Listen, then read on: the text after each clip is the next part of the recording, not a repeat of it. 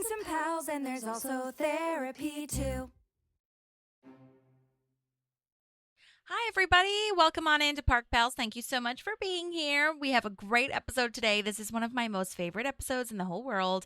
It is phenomenal, and I know that you all agree. Okay, so let's go ahead and get started. Season 5, Episode 19. This was written by Matt Murray, who's known for Parks as a writer and producer. He also wrote on SNL, and he was a producer on so many great shows that we love and that is connected to the Parks realm. We've got The Good Place, Loot, Brooklyn Nine-Nine, Girls 5 Eva, Community, Rutherford Falls. I mean, that resume is outstanding. So great work to Matt Murray. Love. And this was directed by our queen and savior, Amy Poehler. How awesome. This is her second time directing Parks, the first being The Debate, which she also wrote. And then she also will direct Grizzlebox, the episode Grizzlebox, in season 7.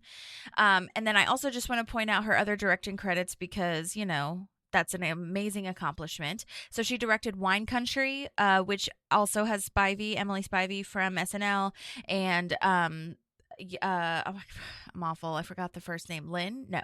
Kukowski is her last name. She also wrote that, and it's just a great comedy team, I feel, in that movie. So yes, that was her. I think that was her director, feature film debut. But then after that, she did the movie Moxie, which is wonderful. It was on Netflix. I'm not sure if it's still on there, but she did that movie, which is wonderful, and women power. It's amazing. And then she also directed a movie called Lucy and Desi in 2022 about Lucille Ball. Wild. I'll definitely have to check that out. I'm really interested because looking on IMDb, it looked really cool. So I'm down to watch that. And then also she directed a Broad City episode, of course, which, you know, she was a producer for and had a huge role in making sure that show was off the ground. And so that's really amazing. So we've got a great team here today, and let's go ahead and get started with our summary. As you can tell, Maddie is not currently with me, but she's sending in a summary, so let's go ahead and play that. Hello, I am here to give a summary on Article 2, and I will just dive into it before I give my notes. Leslie goes head-to-head with a passionate citizen and attempts to abolish some of Pawnee's outdated laws. Ben and Anne compete against one another to give Leslie the best anniversary gift. Chris ropes Ron and April into his management training, where April bests them all. I'm totally with Leslie on getting rid of some of these laws. And this honestly feels very frat house to me, that they are okay, it says Ted. Well, now we're going to throw this guy Ted into a lake every year. So I think it's funny. I think it's a great premise. I don't know, Holly, if you had this where you grew up, but in Illinois, I had a place, I can't even remember what it was called, but it was very pioneer timey, where you could learn how to churn butter like they do. It was more like a field trip thing. You didn't go live out there, but you went through what it would look like, and you did some of the tasks. We made candles the way that they would have made candles, and then had to light them, and it was a very cool experience. I wonder if those things still kind of exist. Ben and Anne, this is exhausting for me. I love gift giving. It's one of my favorite things in the world. But when you find out how many anniversaries Leslie has for them, I think it shows you how much they mean to her. But at the same time, I can understand where they're coming from. That's so tiring and expensive to come up with all this stuff all the time. I honestly watch the show in envy for the amount of time that Leslie somehow has to do all of this kind of stuff for her friends. I wish there were more hours in the day for me to act on a lot of the ideas that I have to do for other people. And I should be more just, action oriented around them. But yeah, I love Leslie. I love that this is in her heart, but I also can see where Ben and Anne are coming from. And this is tiring to watch for sure. And I think this whole Chris, Ron, and April section really just shows us that everybody has a different management style, and what's going to work for them works for them. Not that I necessarily always agree with how Ron manages people, but, I think we see later, April does really try her best to be a good manager and be a good leader, even though it's hard. It's so hard to manage a team. And not only for, the different personalities or, having to advise, but also for just the time it takes to mentor them and support them. And I know it's very, very fulfilling, but it is, I think people should have to go through management training before they manage people. So I actually am like, I know as this kind of bums Chris and April out, and I understand Chris, right? Not Chris, sorry. Bums Ron and April out. And I understand why Ron is bummed out. He's been managing people for a really long time. It's like, why would I need to do this? But as April, someone who's new coming into management, like I think it is really important to get some guidance and training around it because, I've seen people who didn't get that kind of training, didn't get that. And, you lose good employees because they don't have the skills to proper manage, support, and train people. So anyway, those are my thoughts and feelings around this episode and my summary. And I am praying that I'm with you for the next one. Bye. Yay. Thank you, Maddie, so much. Oh my gosh. So fun and so great. Love it. Okay.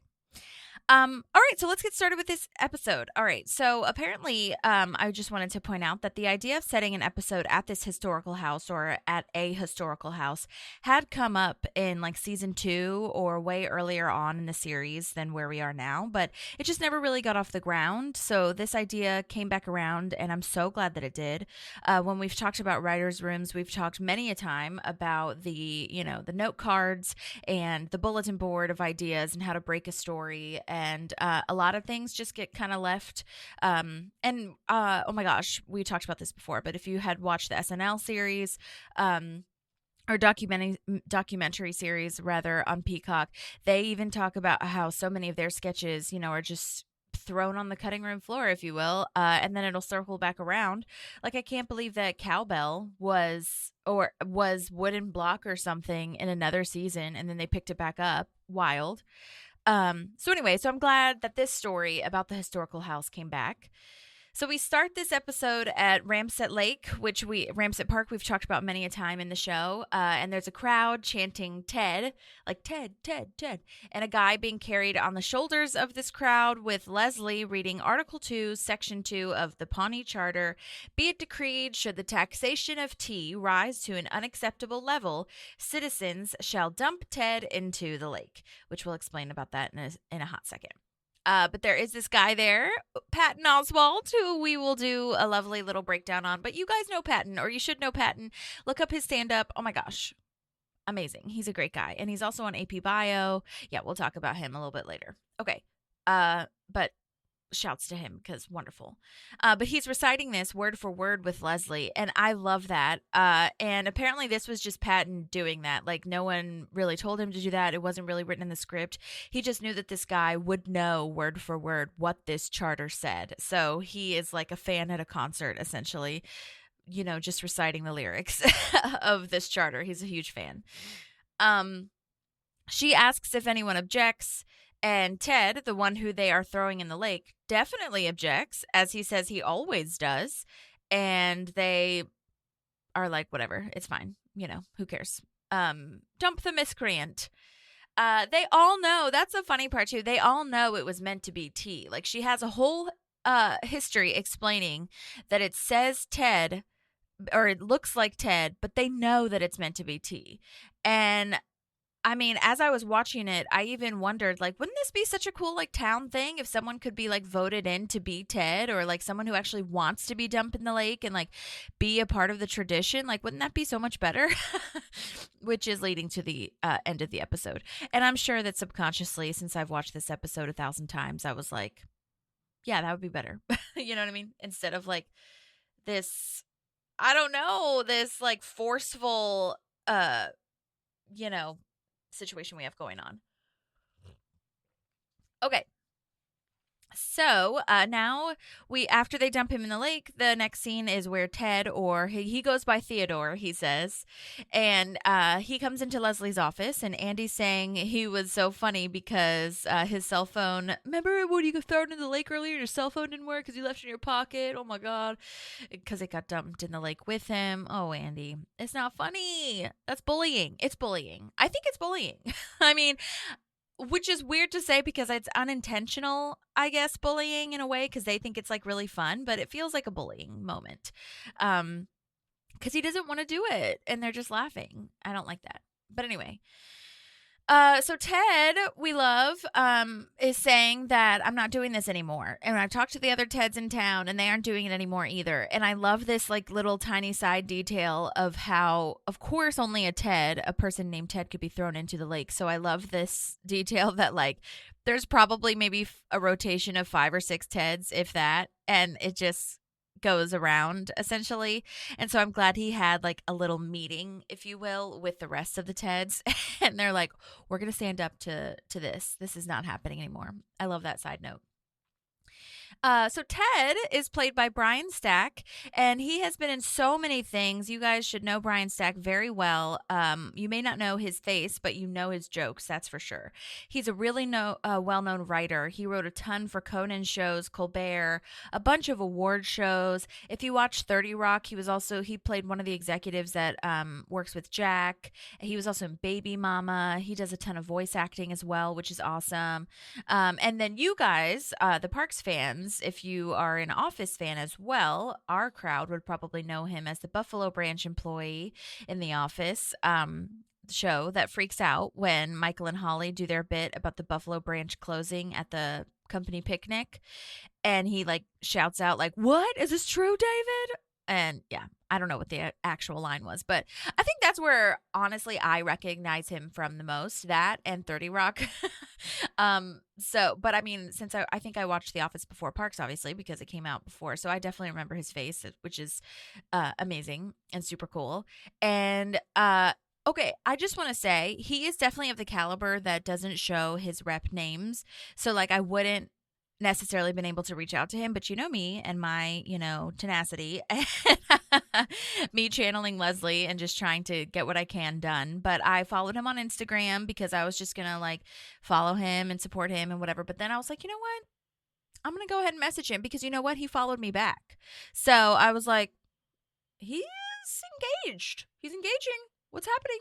So I went ahead and messaged him and I was like, hey, I'm a little tiny podcast and I would love to talk to you about your time on Parks, but also I would have to talk to you about your time on Conan because I'm such a huge Conan fan. Side note, this will come out after the Oscars, but I'm recording this on Oscars Day. So happy Oscars Day to you. And I hope beyond hope that nothing inappropriate or absurd happens, and I'm wishing all the best for Conan because I'm such a huge fan of Conan. If you don't listen to his podcast, Conan O'Brien Needs a Friend, it's phenomenal. He also has a bunch of travel shows. I just think that he's so funny. He is so funny, and I still think he's underrated. I think people know him, but I still think they're not familiar with how funny he is. And there's also like I think it was on Amazon. I think he had like a documentary on Amazon. I watched that. That was great. But anyhow, so happy Conan Oscar Day. But I just want to, the reason I mentioned that is because Brian Stack, who plays Ted, is responsible for so many of the jokes and sketches that you see on the Conan show. If you watched that or if you watch reruns or anything like that, he is very heavy in that and Colbert. So in fact, the writing team has a lot of wins and nominations for writing on Colbert and Conan. So well done to that. And oh my gosh, speaking of the Oscars, I've been kind of like running myself ragged because I've been trying to watch all the movies. I always try to watch at least all the best pictures. I know I can't get around to watching like all the best actors and actresses and stuff like that, but well, most of the time they coincide. But anyhow, so I have only got one left to watch, which is The Complete Unknown, the Bob Dylan movie.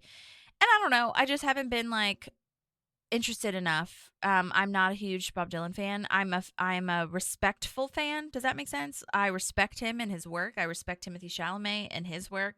I think he's funny and a good actor. I don't know why it just hasn't been on my list to like, oh my God, I have to watch that. But I will watch it for sure. Like I respect it, like I said, and it is nominated for Best Picture. So of course I will watch it. I hope that The Substance wins. That's my pick. Be aware. You guys skip ahead like 10 seconds if you need to, but be aware that The Substance has some very body horror is like the first time I've ever heard that term. A lot of like gore and like the body splitting open kind of vibes. So you'll see, but it is so good. It is so good. And I think it should win best like substantial like movie, I think. And the director was great. No CGI was used. Yeah, I loved it. Anyway. Okay. Sorry, but I had to say that. So, Brian hopefully will be able to come on for an interview because this is where I was getting with that. I messaged him on Instagram. I was like, hey, I'm a Tiny Podcast. I'd love to talk to you about your show and you being on the show and all these things. And he still does a lot of comedy shows and improv stuff. And he was so sweet and kind and messaged me. And in fact, on Parks and Recollection, the podcast, Patton Oswalt said that he was just like the coolest, sweetest, nicest dude.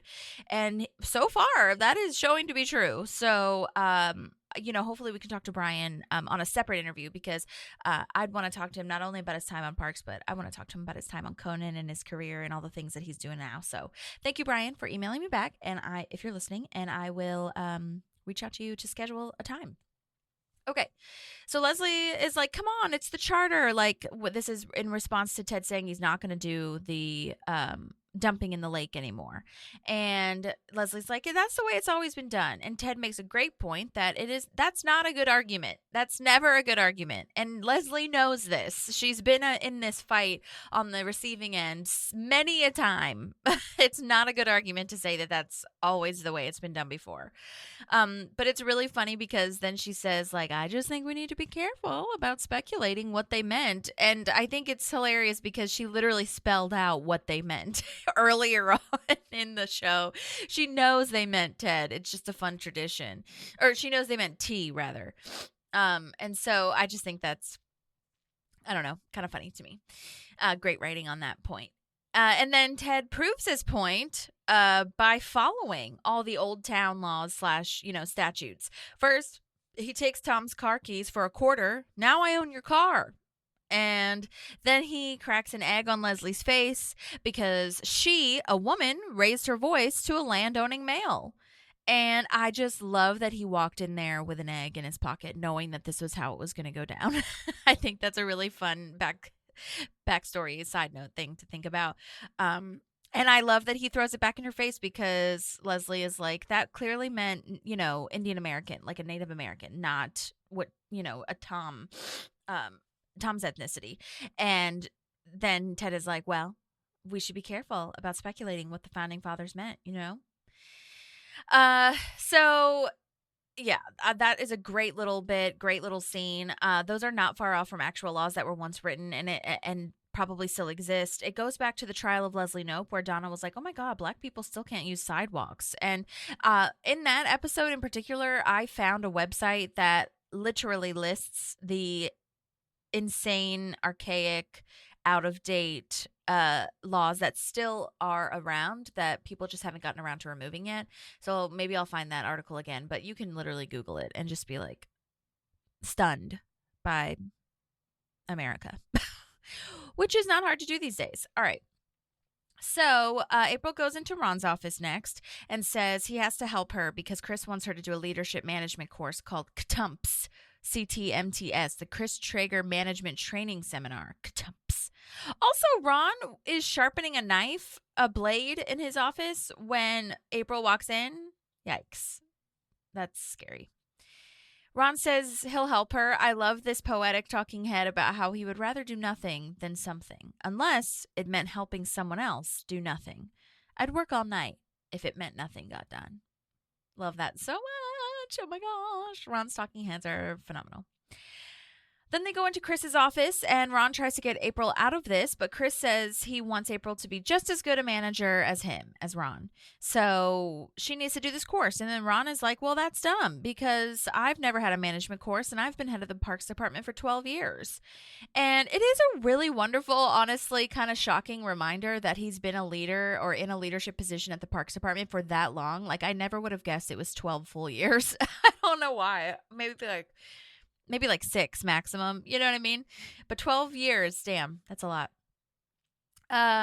Chris says he's legally required to CTMPS everyone. So that backfired now because Ron has to take this course. And I think it's really funny to think about how like this, he says it's like he's legally required. And I know Chris is, exaggerating in a lot of ways and dramatic and stuff. But I think that there are a lot of things or programs that are introduced that become a part of the policy that you have to be trained in this way. And I could absolutely see Chris and Leslie really creating a program of management leadership that is now an actual policy that you have to follow if you're a manager. So that is hilarious, and I love that side note or that little detail there. And I also love Ron's line afterwards. This went poorly, because there's no fighting back from that. I mean, you could, but Ron's not going to do that. So now we're back in the Parks Department, and we're in the courtyard with Donna and Anne. Anne is trying to buy a waffle maker from JJ's on eBay for breakfast day for Leslie. Leslie has so many anniversaries. Oh my gosh. Anne goes through this list of anniversaries, and that is so intense. And also talk about how much money is she spending on each anniversary. Like she has, and she, as we see later in the episode, she has backup presents. She's, oh my gosh. So she's spending money not only on these anniversaries for 2 people that are probably at least 10, probably more anniversaries per day, and then you get backup presents. I mean, where do you get the money and the time? Oh my gosh. I could see her credit card being really intense though with presents. And also, how do you get a present for Talk Like a Pirate Day? Maybe you get like a pirate costume. Like I can see Leslie doing that or figuring something out for sure. And Anne says she keeps getting outbid for on this waffle iron by tall Tyrion Lannister, and she doesn't know who that is, but Donna does, because it's Game of Thrones. And I love that line. You don't watch Game of Thrones? You do? Everyone on that show can get it. those Dothraki guys can get it. Everyone on that show can get it. I love that so much, because it's true. All right, so now Anne figures out who she's bidding against because she can recognize the name, so we will get to that later. She recognized the screen name, rather, that's now Game of Thrones. So now we're at the city council meeting for Ted Party Day, because Leslie is trying to revoke throwing Ted into the lake, amongst other racist and outdated laws, and this is really a good move on Leslie's part, and I think that this is wonderful that she is trying to make these changes and trying to move with the times and get these outdated laws, out of Pawnee's history, if you will, or current history, I guess I should say, because I feel like, as we just heard, Leslie does not want to get rid of tradition. She does not want to, take away from the history of the town, but she also knows that we want to move forward and we want to survive in modern times and be inclusive and build and grow. So this is a really cool thing for me to see Leslie being like, okay, I get it. Even though I don't want necessarily to give up the Ted Party thing, it's forcing her to take a deeper look at the rest of the laws. You know what I mean? There are 110 obsolete laws here, including all menstruating women should be confined to their bathrooms. Oh my God. Which I don't think that was that. I looked that up in the first one, I feel, and that was in that Trial of Leslie Knope thing, and that was not far off from what they used to do for women. Women definitely were kind of sequestered, hidden away while that happened, because they just couldn't deal with it, the men. The floor is now open for public comments, and immediately we see Garth Blunden, who we saw at the beginning, who is played by Patton Oswalt, who is coming up to refute taking away these laws and try to debate this, taking away Ted Party Day. And what a name, Garth Blunden. I love that. Great work. And Leslie is like, okay, your comments are on the record.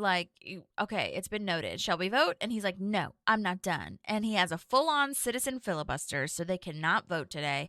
And that is why Leslie is doing this. She says that this is exactly why we are trying to vote these laws out, because he can do this. This is completely within his rights. So we need to get rid of this stuff.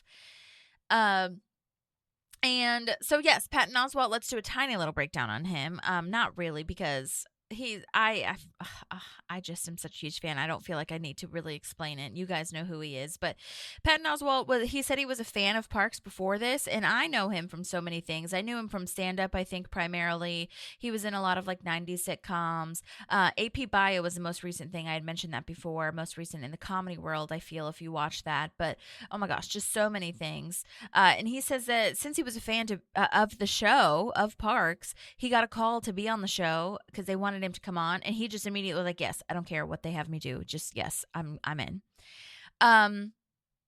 Okay, so now we have the infamous Star Wars breakdown fan fiction moment from the amazing Patton Oswalt. This is when his famous Star Wars fan theory fan fiction starts. This is his filibuster and the way that he is just going to keep talking. So there are articles and threads on the internet going so deep into this. It's no joke, because this was at the time when Disney bought Star Wars and a bunch of other franchises. So they're connecting these worlds, and Patton does a great job of improvising this whole thing.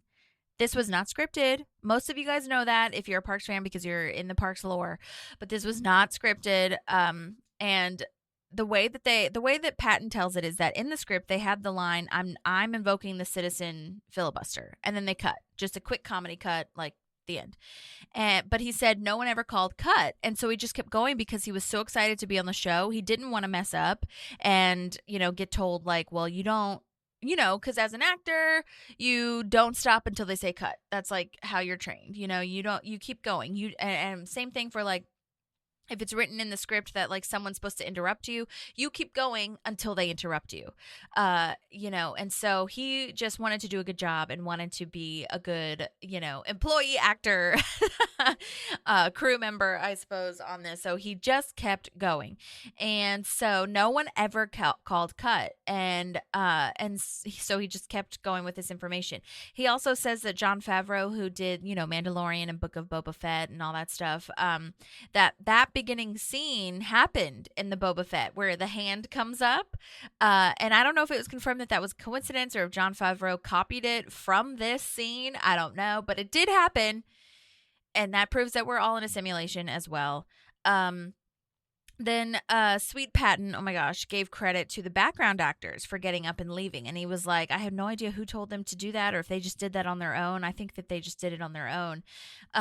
But he was giving them so much credit for committing to that. I watched the full 8.5-minute version of this. It is on the DVD extras, and I'm sure it's on YouTube as well, because it's out there. So if you want to watch it, Google it, figure it out. It is amazing. First of all, I'm just gonna tell you the highlights of that 8.5-minute moment. Okay, so first of all, it was Leslie/Amy that tells the extras to leave. So in that version, Jam, Leslie, some of the other council members, Tom and Andy, get up and leave as Garth is making his filibuster moment. And I was like, that makes sense because she's the director, so she would be the one to tell the extras to leave. Like I saw her walk out and then with Jam and everybody, and then she kind of like does a little wave to the extras, like, okay, come on, guys, like let's come out here. And that leads me to believe that she would have been the one to call cut. Maybe. I'm sure that, when she's an actor in the scene, typically she'll have someone else be, the AD, the assistant director, that can, help guide the cut and the action, whatever. But I think it would have been her. I think she would have done that. And I can't. And so like, he didn't hear her yell cut or anybody else. So like, we have everybody to thank, I guess, for that. Amy Poehler and Patton as a team, I suppose, in a way, have that for, we have them to thank for that. I can't imagine being an extra. Oh my gosh, to witness this moment in history, this lore.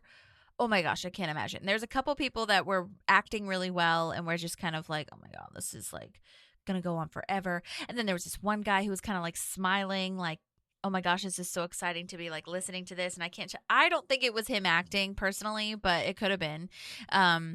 He was just kind of smiling at like the preposterousness. Is that a word? The craziness of what was going on in front of him, which I love. And yeah, on the DVD extras, this is its own category. Like this 8.5-minute thing is not even in the deleted scene section for this episode. It's its own little tab, if you will. Also during this, Amy is improvising with Patton and trying to interject, and he just keeps playing with her. They keep going back and forth, and it is so good. And Leslie, you guys have to watch it too because you'll understand more. But he gets like pretty intense with like the fighting and the violence and all these things, and Leslie's like, kids aren't gonna enjoy this. And then she says, well, the female characters are really underdeveloped, which is like so funny, trying to play off of him. But like, I don't know. That's just like a brilliant improvised line too, because Marvel movies, yes, the female characters are underdeveloped, and the kids might not like this type of vibe. And Patton just stayed in it. Okay, he was Garth through and through, and was like, "Please let me finish. Please let me finish. I'm just gonna." And sometimes he'll just keep talking over her and won't even like acknowledge that she said anything. He was just like keeping on going with his story. And the detail, I mean, I know he thinks about this. He's a Star Wars fan and everything, but the detail that he went into, I feel like he went into another world. And by that, I mean, yes, the world of Marvel and Disney and stuff, but I mean, like, I feel like his brain blacked out and he went into a parallel universe where he just got all of these details in such minuscule, like, granular information, and it was incredible. You got to watch it. It connects a lot of dots, I feel. And by connect a lot of dots, it connects a lot of dots that actually air, because when you hear it, you just kind of hear little snippets of what he says, and where they edit it and cut stuff out, but the full thing really makes a lot of sense, and I just can't believe that he did that. And I love that everyone is leaning in, like, they're really into it now, paying attention. Tom and Andy are like leaning forward, so is Jam. Like, they really are captured by this. And according to a lot of the threads on the internet and Star Wars fans, this could absolutely be real. This could actually happen, connecting the Marvel universe and Star Wars. Like, it's really cool to witness what we saw, I feel. I mean, I know that's stupid because, it's a TV show, but I still think it's such a feat of imagination and incredible creativity. I have to play the end of the rant, though, that was not aired, obviously, but I've got to play it because you hear Patton just like lose steam, and it's wonderful. I literally have no fluid in my mouth. I got to do a Marco Rubio. Can we please cut?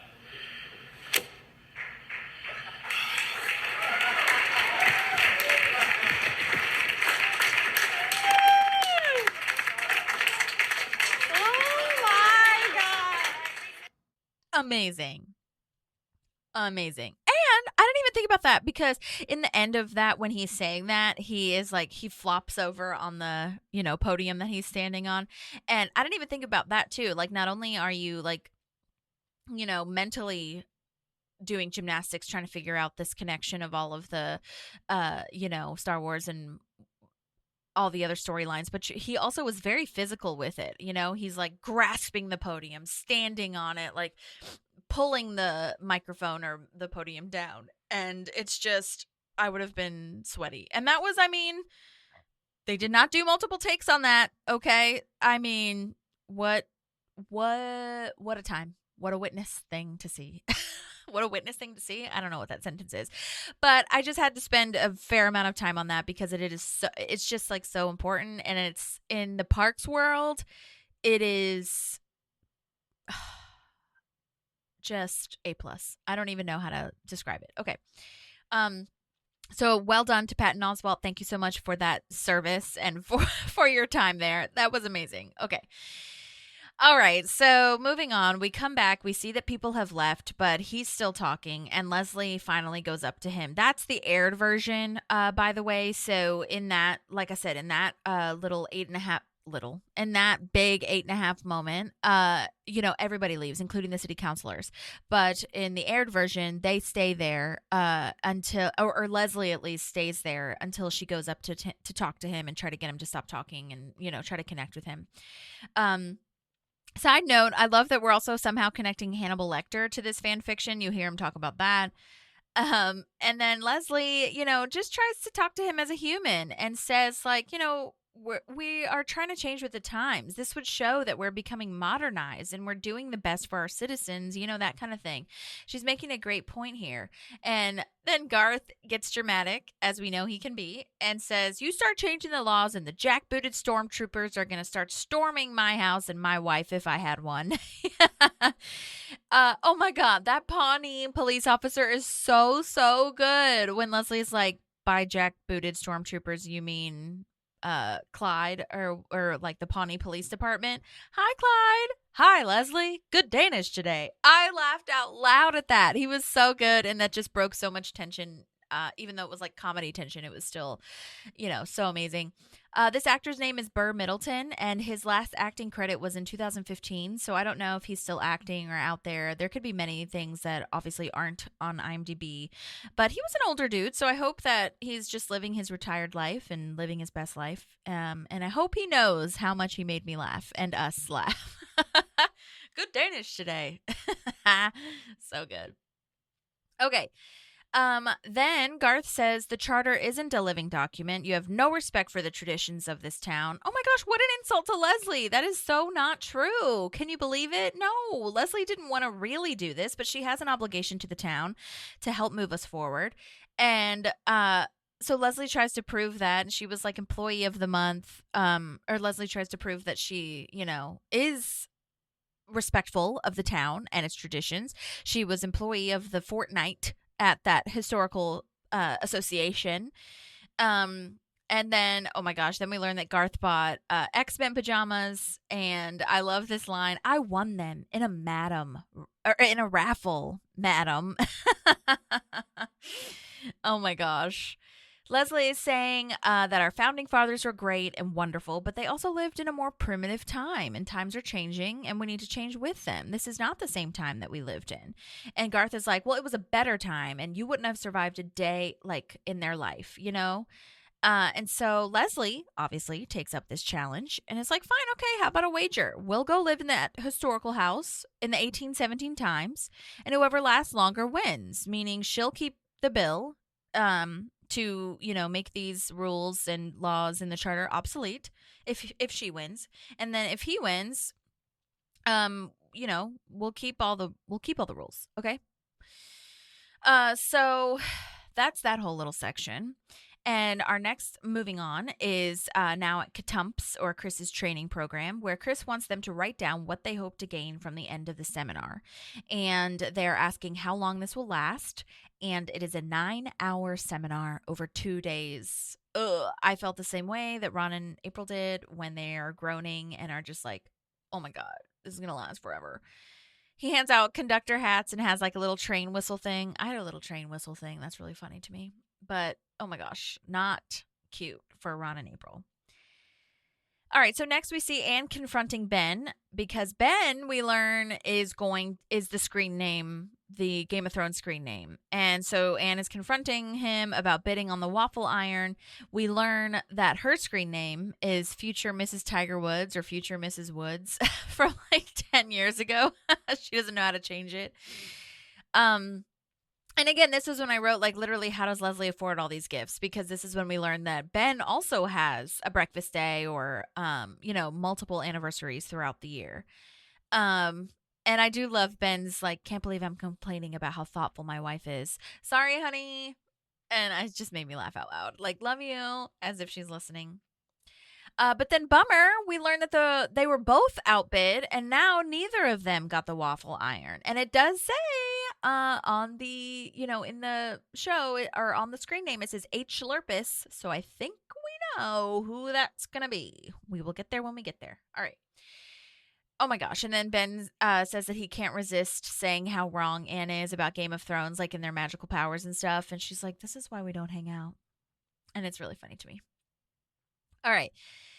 So Ron's hat is half off his head at the Katump session, which is really hilarious. April's is also like on sideways, and they're arguing about how to motivate people. Ron says money, fear, and hunger are the only ways to motivate people.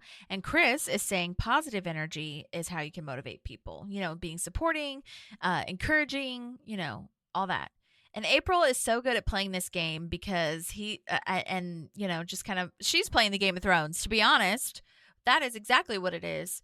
She's like, suggesting something, and then Chris shuts it down immediately. So she's like, you're not being very inclusive, Chris. You killed my spirit animal, or my spirit. My spirit blood is on your hands. Not spirit animal, just regular spirit.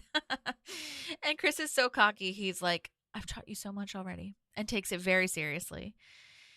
Chris suggests a wager, which I love this. This is like the wager episode, the bet episode, if you will. Chris suggests a wager, just like Leslie did, to see which motivation technique works better, Ron or Chris's. And Chris is like, I don't want to be dramatic, but this is literally a battle for April Soul. Literally a battle for April Soul. And Ron is like, I don't want to be dramatic, but I couldn't care less. All right, so now we're finally at the historical house, and Andy and Tom are with Leslie. They are helping, get through this whole moment. Looks like Garth slept there last night, and we're seeing that he's clearly in his element. Like, he's doing all the chores. He wants to be up early to get things done. He is into it. And I do love Tom's line of, that's a dope bonnet. That is a dope bonnet. Antiperspirant is not allowed. Love that line too. Might get a little rough in there. Because they have to live as if it's in 1817. And so Leslie is like listing off all the things that are and are not allowed. She's like, rickets, don't need to worry about rickets. Cured. Side note, I don't know why. I knew that it was a disease, but I don't think I remembered what it actually does. It's a bone disease that occurs in children when their bodies do not have enough vitamin C, calcium, or phosphorus. Which leads to soft and weak bones that can become deformed. And the only cure is to eat more vitamin D. So I guess we just didn't know about vitamin D back in the day, back in 1817. So that's interesting. And then also rare inherited problems can also cause rickets too. So that might be a little bit different. But for the most part, it is vitamin D. If anyone else has any information about that, if I'm speaking out of turn, let me know. All right, so now we're at the pawn shop, and Ben comes in asking for help, and we see our bud, Herman Lurpus, H. Lurpus from eBay, and he says, Ben kind of comes in kind of shady and says, and so Herman is like, say no more, here's a bunch of guns. Oh my God, insane. And Ben's like, nope, not what I was talking about. And to Herman's credit, I do feel like Ben was kind of whispering, like trying to be quiet, kind of shady looking, like he's going to do something too. So, it's, but that doesn't negate the fact that Herman is creepy. So it's fine. But Herman says that he, has, been having a bidding war for this. Like, you and everybody else wants this waffle iron. And Anne comes around the corner, and Leslie's mail woman also wants to get a present for her for mail day. So we've got 3 people now wanting this waffle iron. Herman says he'll give it to Anne if she goes on a date with him, and she's like, fine, whatever. Like, I'll just do it. But Ben says $500, and it gets sold to him immediately. And then he's like, oh my God, like, $500 just will pay for a lot of nitrous. So you still want to go out? Gross. Just came into some money. $500 will pay for a lot of nitrous. This lovely gal who plays the mail woman is Jaime Moyer, and she is phenomenal. And in fact, I have a little tiny bit of a connection to her when I did improv back in the Iowa West days, Improv Olympic West days, rest in peace. I was on a team, an improv team, like outside of school or outside of the training. We started our own team, and Jaime was our coach for so much of it. And she is a phenomenal improviser, so funny, has been in so many things. I believe a lot of Nickelodeon shows, but also Modern Family you might recognize her from. She has been in, she also has a new show coming out that she's in. I just saw you posted about that, Jaime. So, and I believe Nathan Lane is also in it. Mid-Century Modern, I believe is what it's called. She'll talk about it. Because she sent in a voice memo, which is so lovely, and I'm so excited that we get to see her. Oh my gosh, I love when I see her on Modern Family, love when I see her on Parks, and any other show that she's in. It's so exciting. Let's go ahead and listen to the voice memo. Oh my gosh. Well, I just want to say how excited I was to get this audition to play Roz DeGrandis on Parks and Recreation. I think this came about maybe towards the tail end of 2012, maybe the beginning of 2013. And I had only just moved here at the end of 2009. So to read for such an amazing show with so many of my favorite actors and comedy heroes, and to read for Marlize and for Dorian Frankel was already a win and just super exciting. So we read the scene twice on tape, and that was it. And I left and I thought, well, I hope that I did a good job.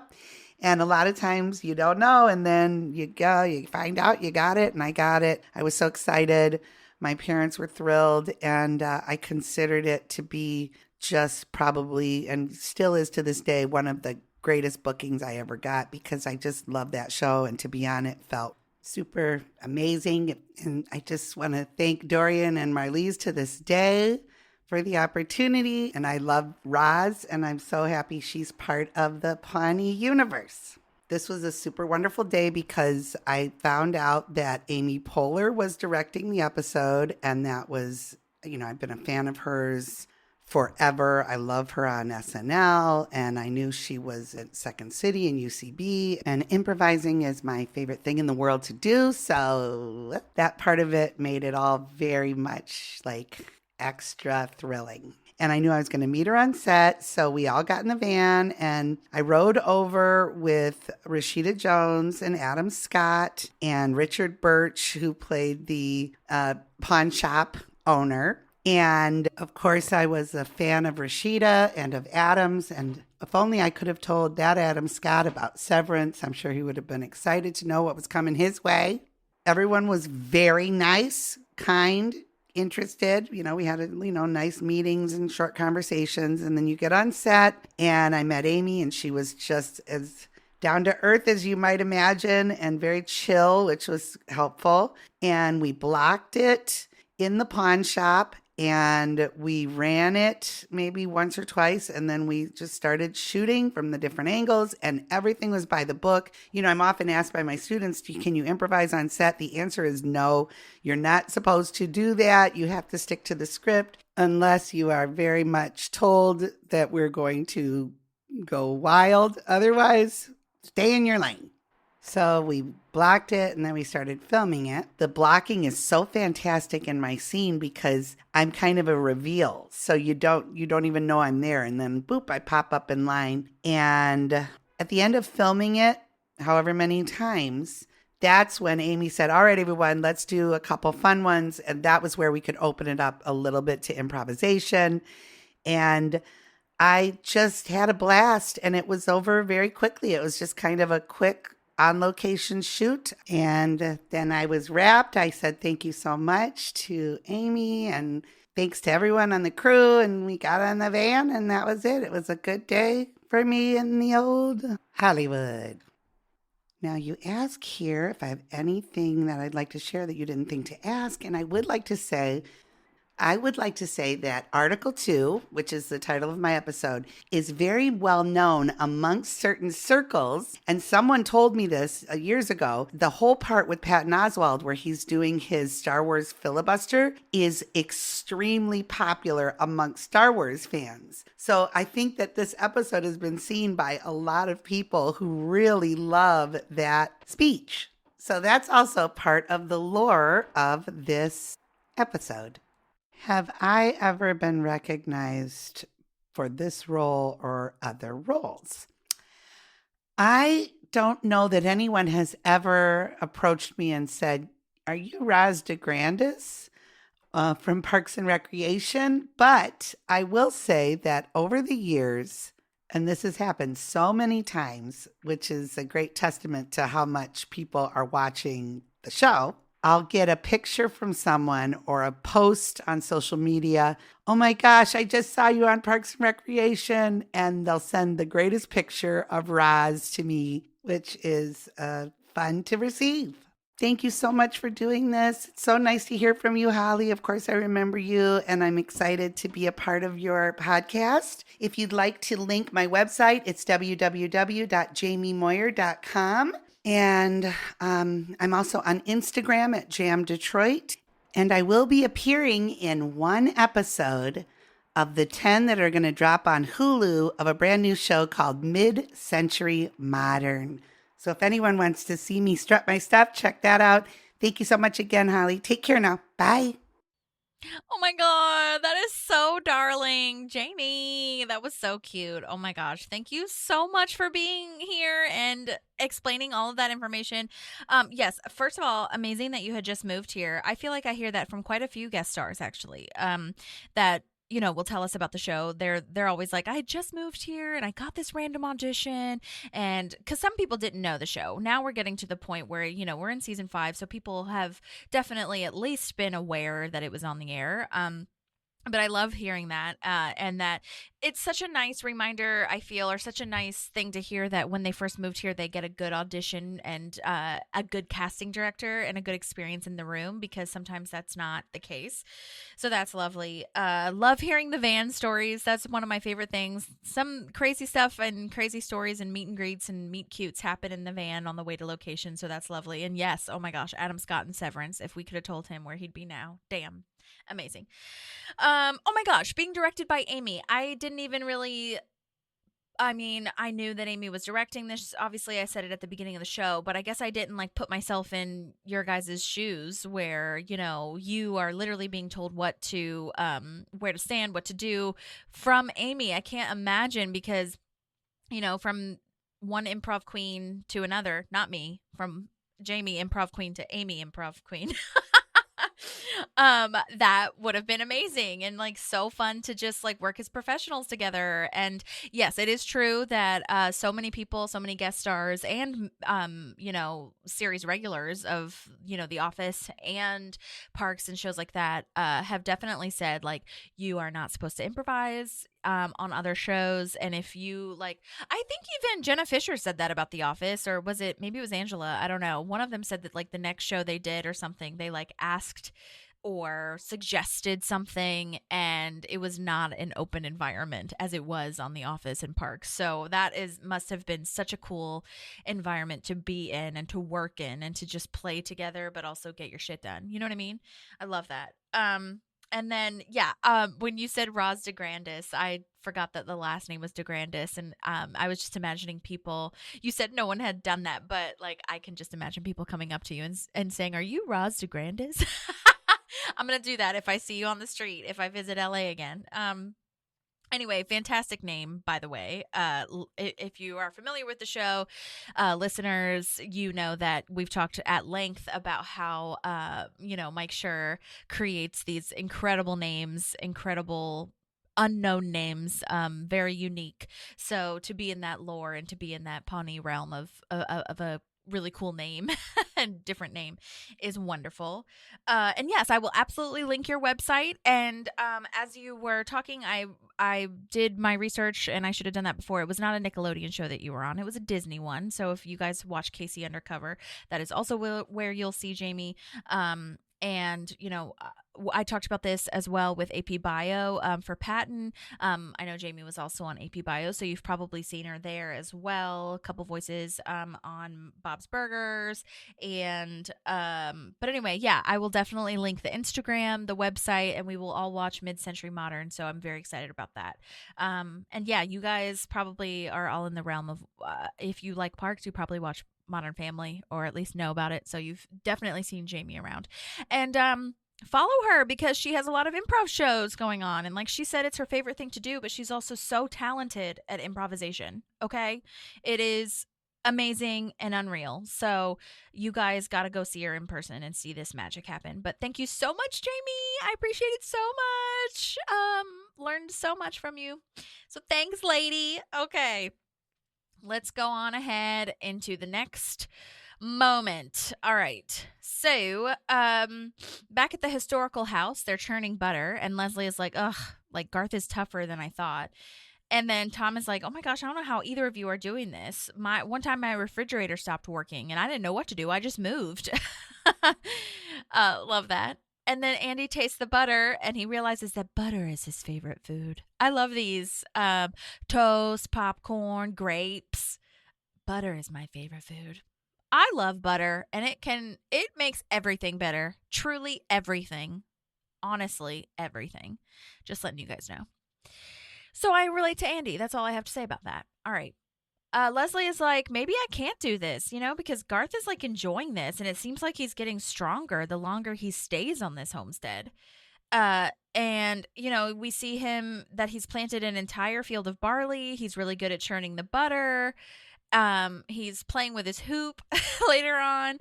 And then she's like, how long is he planning on staying here? And it's a good question, because you're like, he could live here, actually, the way this is going.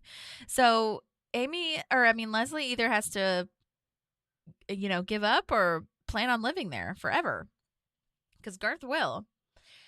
And then let's see here. Oh, that was another good point too. We are basically learning. I mean, I don't think she said this outright, but basically, I like that they show this, because we're learning that since he can really live like this, that's why he's so connected to this time in this charter, because he feels a connection to this age in time where he feels stronger, he feels better, he feels, like he belongs. Does that, you know what I'm saying? Like, he doesn't feel like he belongs in this time frame, especially with like the lack of, community organizations and friendships and stuff that it seems that he doesn't really have, which we'll talk about later with the emails and everything that they're talking about.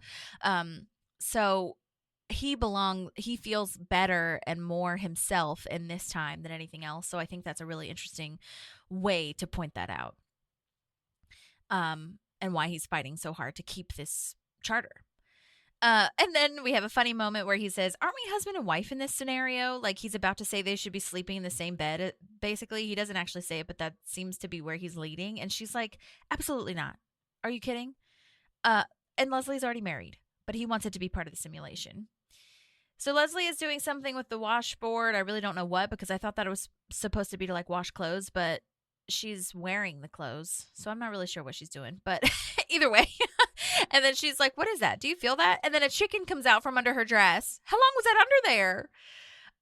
There is somebody on the internet who says that this dress is not of the time. This is more so in like the Victorian times, and that little hoop skirt thing would have not been in 1817.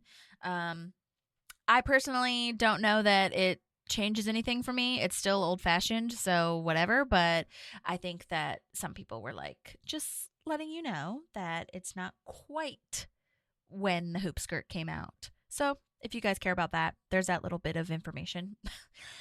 All right, so we see Garth carrying his loads. He has like the bar across his shoulders with like the buckets on the end, and then this is when his hoop is happening. Also, Andy or Tom or something says that he brought his own whale blubber for the oil lamps or whatever. Where the hell did he get that? Did he order it online? I don't know. But he's doing these chores so fast. He's so happy, and it's just really interesting to see. He's singing goober peas. My goodness, how delicious, eating goober peas. I looked up this song, and apparently the lyrics of Goober Peas are a description of daily life during the latter part of the Civil War for Southerners. Goober peas or goobers are peanuts, just FYI if you guys didn't know that. So if you've seen like goobers in the movie theater, they had it's chocolate covered peanuts. That's what those are. Some of them are boiled, some of them are not. After being cut off from the rail lines in their farmland, they had little to eat, the Southerners in the Civil War, aside from boiled peanuts or goober peas, which often served as an emergency ration. Burl Ives is the one that's listed as having the song released, but I think everyone sang it. There's a couple of different covers and like, type of stuff going on with that. It's kind of like Wagon Wheel, where it's like, who's really famous for this song? You know what I mean? But anyway, just wanted you guys to know. So he's even singing the songs of the time. I don't think we need to be singing songs of the Southerners in Civil War, but you know what? Here we are. Okay. Chris is now stopping Jerry to do the project that he's giving him for Katumps for this wager with Ron. And they're doing the competition of motivation, and Jerry knows the brand and model of the folders, and they're in deep maroon. Oh my gosh, so funny. I love that little detail. Chris is motivating him and is so nice, and Jerry really takes it to heart. Like, he is so serious about like, well, oh my gosh, that is just so nice. You know what I mean? And it's so sweet, because I don't think anyone has ever given Jerry a compliment, especially about work, like have given him encouragement and, support in this way, which is sad, but the way they played is really funny. Jaime Moyer did a great job. Donna is eating popcorn, which I think is hilarious, because she's just like, y'all doing experiments on Jerry? Like, it's a totally normal thing to do, and she's just going to watch it happen. So then Leslie is like, we got to find some more shit out about this guy, like about Garth. What is he doing? Why can he survive this long? Like, there's no way this guy can stay off the internet this long, because he is clearly, someone who is on all these fandoms, and that is so true. I that is the one part that's probably disconnected in the episode, because although I do understand it, but like, when you're in a fandom that much of Star Wars, X-Men, all that stuff, you immediately go to the threads and you look at what's going on and what other people's opinions are, so that you can start having your own opinion and having conversation with them, getting on all the, chat rooms and shit like that. So, but anyway, Leslie is trying to figure out what's going on with him outside of this life. And he's like, I love this line though, or this, detail of, let's not invade his privacy, but lists out the things that are clearly invading his privacy. So browser history, inbox and outbox, Facebook page. And then, yeah, he hasn't gotten an email in 12 days. Like, mine are all spam. I mean, I get a couple of emails, obviously, for the podcast and stuff like that, and, whatever, but, and other things, but so much spam, so much, like, marketing emails that I somehow signed up for. And no matter how many I unsubscribe from, I always have, like, 800, 900 emails a day. It's insane. But Leslie feels bad because he doesn't seem to have any friends, and it just seems like he is kind of a ghost in this. Well, Tom calls him a ghost, kind of, and then he responds to the spam emails too, which is really unfortunate and sounds really pitiful. And Andy is like, well, seems like he's friends with that mule. So next, Anne is trying to make a breakfast day gift, and it totally looks like a monster. She has a doll made out of breakfast foods, like tiny waffles, looks like maybe grapes for the eyes. It looks like a voodoo doll, essentially. It's very scary. And Ben has the idea to go in on the gift together and combine their holidays. And Anne is like, oh, what should I do with this? And I love Ben's like little rating of just burn it and bury the ashes and pray it doesn't haunt you, because it is creepy looking. Great job, props, by the way. Wonderful work. Okay, so now Ron tells Jerry to do his job now, his task, and he uses force, slaps his hand to take away the food. I hate that, honestly. Like, I don't want Jerry to be scared and, like, upset. I don't know. I don't like watching that. I will say it's kind of nice. Jim O'Hare talked about how they wanted that, like, little moment where Ron slaps the candy bar out of his hand to work, and so, like, they figured out, they did a lot of, like, blocking with how to make that work, because it sounds like it'd be an easy thing to do, but when you're filming it, they wanted to make sure that bit came off, which I think that I'm glad they did, because it looked good. But I still don't like that Jerry's, like, terrified of Ron. Anyway, so now Leslie is giving in, basically. So she has folded, essentially, and she is dressed in normal clothes, and gross. Garth is whittling a birthing stick. Oh dear. No, I don't want to know, Garth. Leslie's like, what is that? And he's like, you don't want to know. Gross.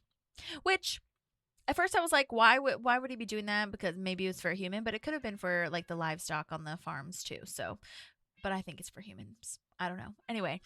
Also, why is he whittling that? Oh my God. Okay. I get it though.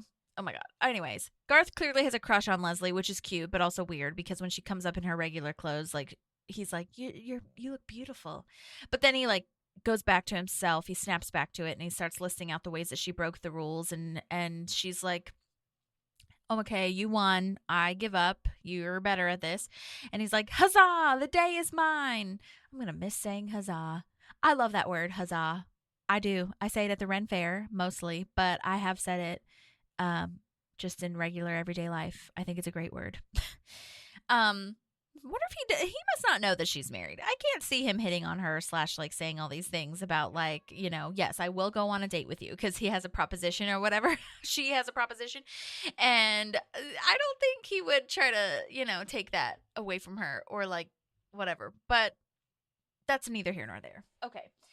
So Leslie has a wonderful idea in true Leslie fashion. She asks Garth if he wants to join the Pawnee Historical Society, because she realizes that he should be included and he doesn't have a community. So getting involved would solve a lot of these issues. That's all anyone wants, you guys. In my opinion, and I think a lot of people's opinion, all anyone wants is to feel supported, involved in a community, in a friendship, to know that we're all in this together. Why so many people join the groups that they join these community organizations and maybe fall into weird stuff because there's a community that also say that they believe in the weird stuff. But like being in the Pawnee Historical Society would just solve this issue and make him feel so included, and also not only feel included, but like it's something he's passionate about. It's something he really enjoys doing. And that just makes such a difference when you have a passion. And also, I wonder a lot of the times, have these people that are like mean and bullying and angered, have they, not that Garth is that way, but he clearly has some issues as far as like, not being able to play nice with others, I feel. But have they ever been told, like, you're really cool, actually? Like, you have some really cool talents, and you're actually a really cool person. Have they ever been told that? I don't think so. Have they ever been in a group where people have been like, wow, you are a great person, and you're really smart? And have they ever been complimented, I guess? Have they ever been supported? And I don't think that they have. And so I think this is really smart on Leslie's part to include him in something that he's passionate about with other people who are also passionate about it, who will think he's really cool for knowing all of these things, because it is really cool to, keep history alive. And obviously there are bad parts of our history, but that's not what we're really talking about at this point. You know what I mean? So anyway, that's my little moment on that. Okay? Because that's all anyone wants, to feel safe and cherished. I do love this funny moment, though, where Garth is like, well, those meetings and galas and stuff will take a big bite of out of my soap making time, but I can make time for that. And I can come back from my nieces or cousins or whatever the hell christening. Like, I just fly out the same day. It's fine. So I love that he's trying to like think about it, really, but we know he wants to. So Garth agrees. He drops his protest. Leslie has her nice, wonderful speech about we are learning and advancing. We have these benefits. We have all of the tools that we need. Let's use those benefits to bring us all together and to grow and grow. That's really it. To grow and to live in harmony together. I love that. So it's again, this is such a thing that Parks does so well, is, making sure that this government is efficient, government is inclusive. And I love that this character of Leslie is so wonderful at doing that as well. I mean, because Leslie has her flaws, and she has the things that, she is not really paying much attention to as far as how this is going to affect everyone, like the porn video store. Which again proves the point that she does love the town, and she wants everything that, was famous in the town to stay famous. You know what I'm saying? But you guys get what I'm saying, where I feel like this character is just so important to show that government can listen to its citizens. So this year, all right, so let's see. We get back to where we started. She says they made a compromise that a volunteer should be dunked in the lake, which is what we were talking about earlier, not just any Ted. This year, it will be Garth. He is hoisted by the fellows around him. Then Andy comes running out naked and jumps in saying, yo, guys, we're all Ted. Oh, my God.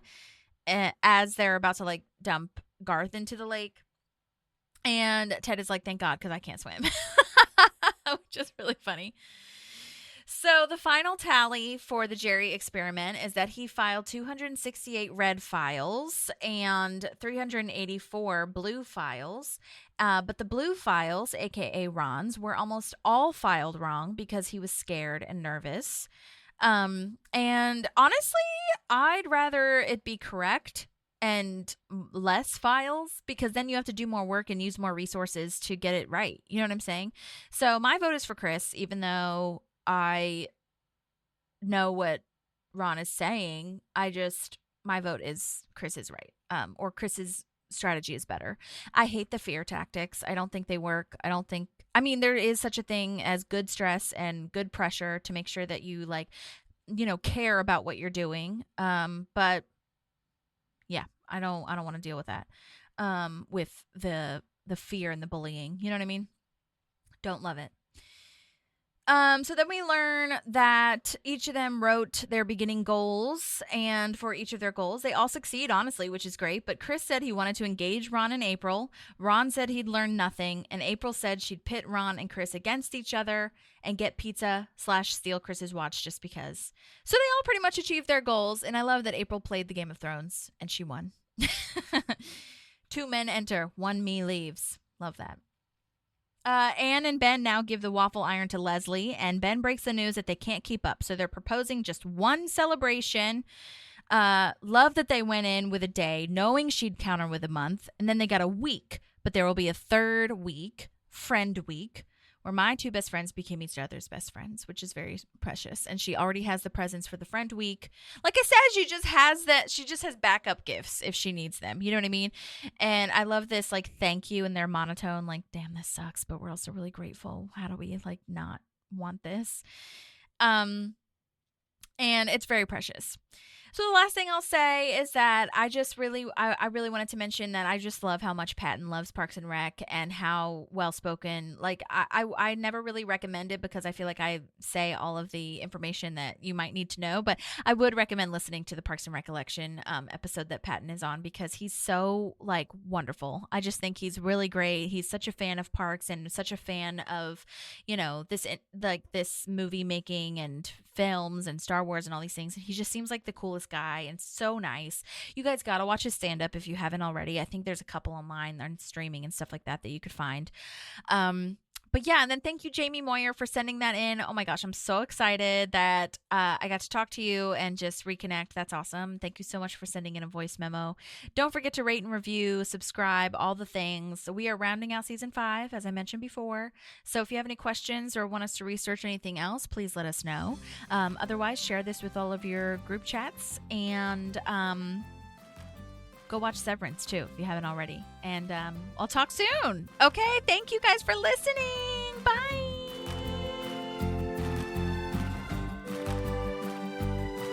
There's a park and some pals, and there's also therapy too.